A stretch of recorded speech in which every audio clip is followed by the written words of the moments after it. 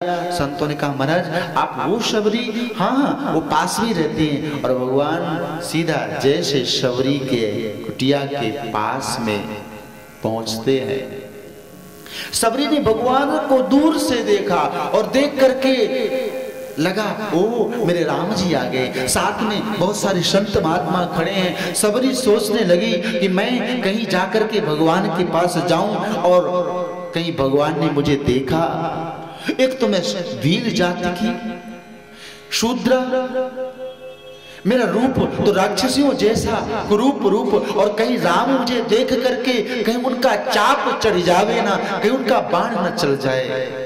फिर सोचने लगी नहीं भगवान ऐसा नहीं कर सकते, पर मैं जाऊं, अगर मैं जाकर के कहीं मैं उनके चरणों में प्रणाम करती हूँ और मैंने उनके चरणों को स्पर्श किया तो उनके चरण तो बड़े कोमल हैं और मेरे हाथ बड़े कठोर हैं, मेरे हाथ में ये काला काला मटमैला हाथ मेरा, कहीं मेरे हाथ की छाप उनके चरण में लग जावे ना, ऐसा सोचती है। तब तक सोचने लगी कि मैं सोचती रहूंगी तो ये भगवान चले जाएंगे और कहीं मैं वहां गई तो मेरे पर भगवान क्रोध ना कर बैठे। तो वहीं से देख करके और भगवान को अपने हृदय में मूर्ति बसा करके बैठ गई कि मैं भगवान चले जाएंगे और मेरे नेत्रों से तो नहीं जा पाएंगे। नेत्रों को बंद कर लिया और भगवान की मूर्ति को बसाने लगी। तब तक राम माता शबरी के पास आ गए और जब शबरी ने देखा चरणों में लिपट गई, दौड़ करके भगवान ने अंक से भर लिया, हृदय से लगा लिया। शबरी माँ दौड़ने लगी, दौड़ करके तुरंत दौड़ करके आसन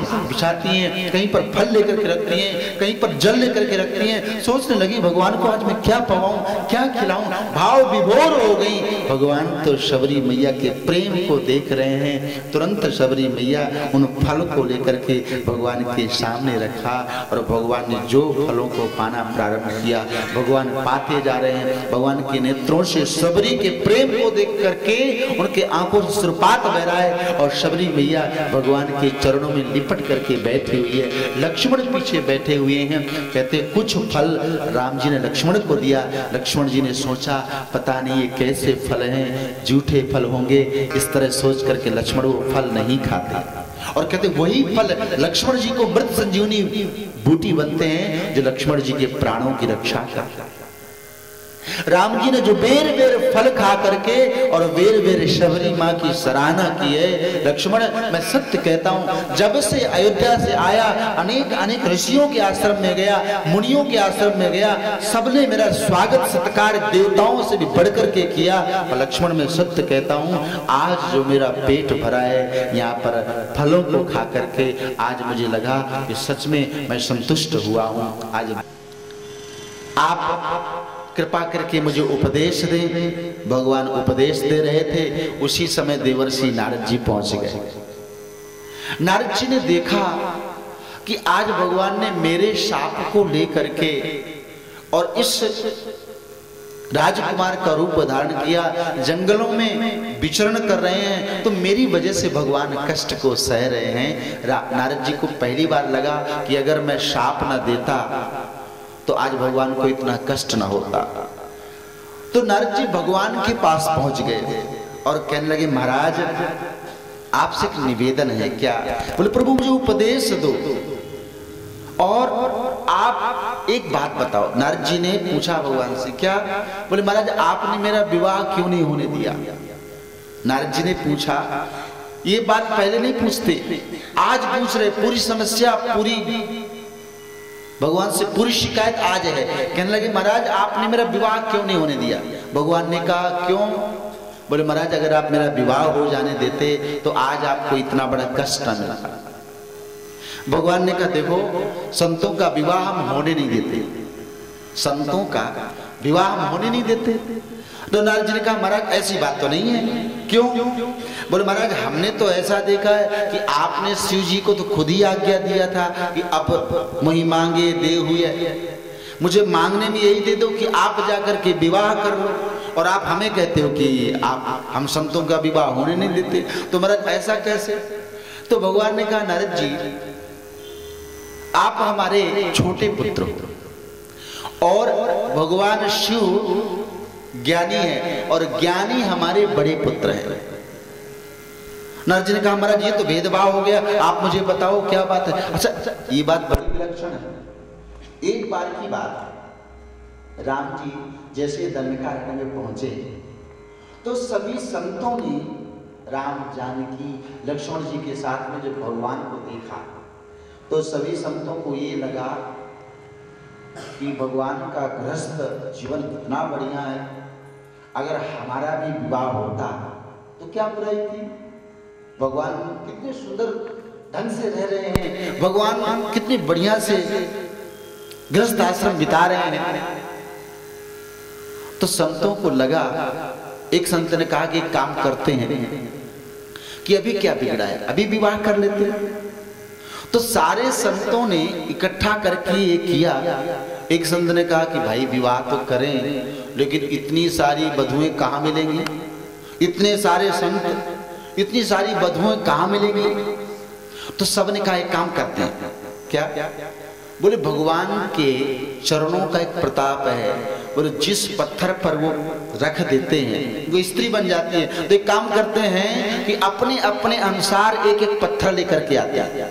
और सब ऋषियों ने ऐसा वर्णन आया, जितने दंडकारण्य के महात्मा हैं, भगवान का गृहस्थ जीवन देख करके उन्हें लगा कि हमें भी गृहस्थ जीवन में व्यतीत होना चाहिए, प्रवेश करना चाहिए। तो सब लोग सुंदर सुंदर पत्थर, कोई जयपुर से लाया, कोई कहीं से लाया, और अपने अनुसार सुंदर सुंदर नाक नक्शा सब बना करके और अपनी कुटिया के पास सब लोगों ने एक एक करके रख लिया। अब राम जी को लगा कि हमारे यहाँ आजकल संत लोग नहीं आ रहे, क्या बात है। तो एक उनका चेला पहुंच गया भगवान के पास, बोले प्रभु हम बताएं। बोले क्या? बोले आजकल हमारे गुरुजी लोग ये काम में लगे हुए हैं, पत्थर लेकर के आए हुए हैं और सब लोग एक एक नारी की आकृति की पत्थर बना रहे हैं। तो सब लोग ये काम में लगे हुए। भगवान को बड़ी हंसी लगी, अरे भाई ये तो बड़ा अच्छा ना हुआ। क्यों? बोले हम तो संसार से छुटाना चाहते और हमारे संत लोग हमसे ये गलत शिक्षा ले बैठे कि गृहस्थ आश्रम में प्रवेश करना चाहिए। सो भगवान ने एक लीला करी। क्या? भगवान ने सोचा कि हमारे वैवाहिक जीवन को देख करके इनको प्रेरणा मिली है। तो जैसे ही जानकी का हरण हुआ, अब हरण होने के बाद भगवान ने वो रो रो करके चिल्लाया, हे सीते, हे जानकी, हे सीते। जब राम जी इतना तेज तेज से आवाज लगाते और रोते तो संतों ने कहा क्या बात है भाई, कौन रो रहा है? एक ने कहा भैया पता नहीं, भगवान रो रहे हैं। क्यों? बोले जानकी का हरण हो गया। संतों ने कहा ये तो बड़ी विलक्षण बात है, जो विवाह के बाद रोना पड़े ये तो बड़ी विलक्षण बात है। तो तुरंत जो जो पत्थर लेकर के आए थे उन सारे पत्थरों को उठा करके समुद्र में फेंक के आए कि कहीं ऐसा ना हो कि भगवान आए और उनके चरण लग जाए और फिर कहें कि अब तो आप उनको स्वीकार करो क्योंकि नाक नक्शा तो आपने बनाया। तो संतों ने देखा और इसी भाव को देवर्षि नारद जी कहते महाराज आपने हमारा विवाह होने नहीं दिया और नारद जी का विवाह आपने खुद करवाया, तो महाराज ये कैसे हो सकता है?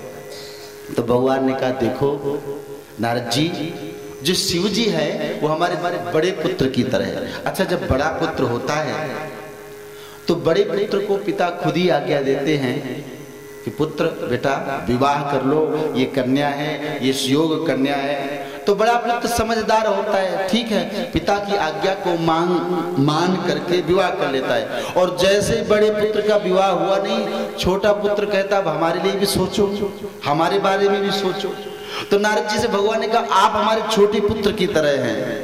तो बड़ा पुत्र तो कहता नहीं, जो नहीं कहता उसका भगवान विवाह कराते। और दूसरी बात नारद जी ने कहा महाराज जी आपने एक का विवाह कराया, फिर भी भगवान ने कहा देखो गृहस्थ व्यक्ति के लिए जो स्त्री है वो गुण की खानी होनी चाहिए और विरक्त के लिए जो स्त्री है वो अवगुण की खान होनी चाहिए।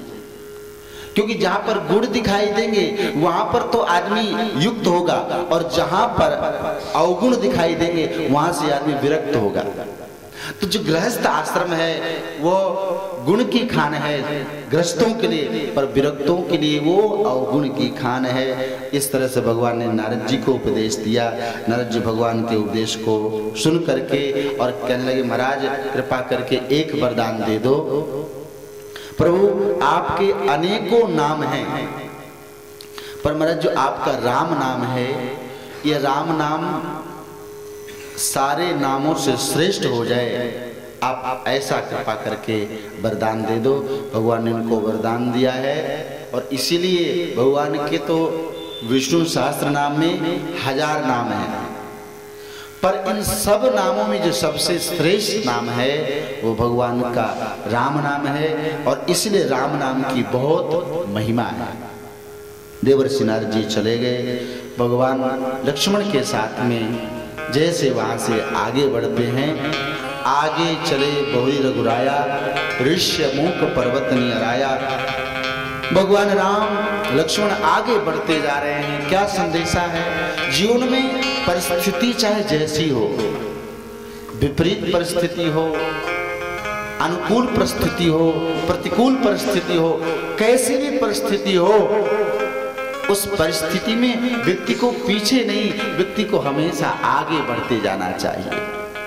भगवान राम लक्ष्मण के साथ में जैसे आगे बढ़ते चले जा रहे हैं, तो किष्किंधा पर्वत में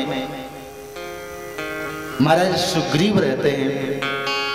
सुग्रीव को बाली ने अपने राज्य से निकाल दिया, राज्य और कोष धन पत्नी हरण कर लिया।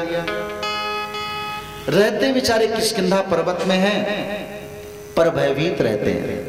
क्यों भयभीत रहते हैं? सोचते हैं कि यहाँ पर बाली आएगा तो नहीं, क्योंकि इस पर्वत में बाली आ नहीं सकता, उसको श्राप है। पर किसी न किसी को भेज करके मन मेरा वध करवा सकता है। इसलिए सुग्रीव सशंकित रहते हैं। और जैसे उधर से सामने से राम और लक्ष्मण को आते हुए देखा, तो सुग्रीव ने कहा हनुमान जी से, हनुमान जी आप इन दोनों राजकुमारों को देखो, ये कौन है? क्योंकि मुझे ऐसा लगता है कि कहीं बाली ने मुझे वध करवाने के लिए तो नहीं भेज दिया इनको। हनुमान जी ने कहा ठीक है।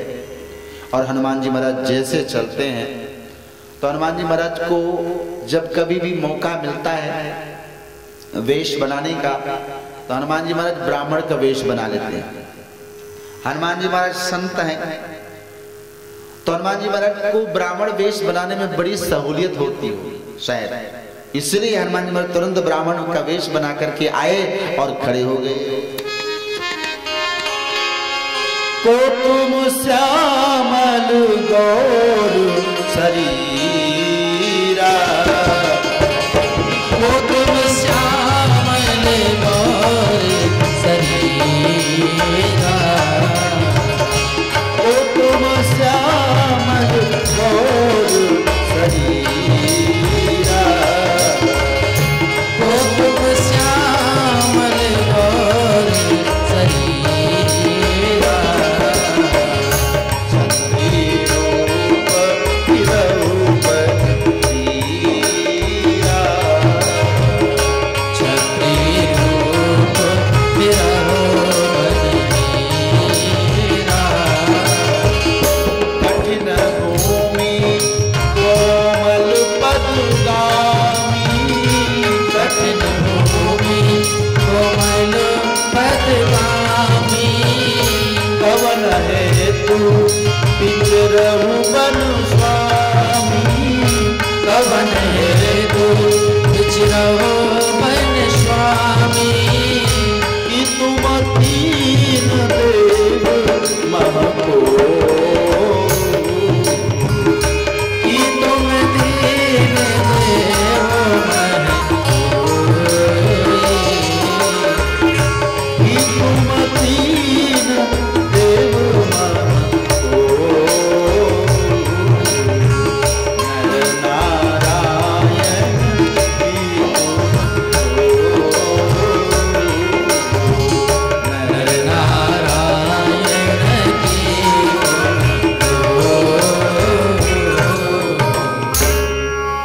हनुमान जी महाराज ब्राह्मण का वेश बना करके राम लक्ष्मण के समीप आ गए, पर वेश तो बनाया हनुमान जी महाराज ब्राह्मण का, पर ब्राह्मण ना बन पाए। देखो भगवान श्री राम क्षत्रिय रूप में हैं, क्षत्रिय हैं, हाथ में धनुष बाण है, सन्यासी का वेश धारण किया है, पर धनुष बाण होने से निश्चय होता है कि क्षत्रिय हैं। और ये ब्राह्मण बन करके जाकर के कहते प्रभु आप कौन हैं? कहीं नर और नारायण दोनों मनुष्य रूप में तो नहीं आ गए? और इतना कह करके कठिन भूमि कोमल पदगामी कवन हेतु विचरहु वन स्वामी। हे स्वामी आप इस कठिन भूमि में जंगल में आप क्यों विचरण कर रहे हैं? तो आप देखो ब्राह्मण चाहे जितना जैसा भी हो पर क्षत्रिय को स्वामी तो नहीं कहेगा, पर स्वामी कह करके हनुमान जी महाराज पकड़े गए। और जैसे स्वामी कहा तो राम जी को लगा कि ये पहला ब्राह्मण है जो हमें स्वामी कह रहा है। अभी तक तो जितने संत ब्राह्मण मिले हमने उनको स्वामी कहा और प्रणाम किया, और ये पहले ब्राह्मण जो प्रणाम कर रहे हैं और स्वामी कह करके हमें संबोधित कर रहे हैं। तो भगवान ध्यान देते हैं और समझ गए कि हनुमान जी महाराज है। लेकिन ऊपर से भगवान का स्वभाव है, भगवान परिचय देते तो कैसे देते? भगवान अपना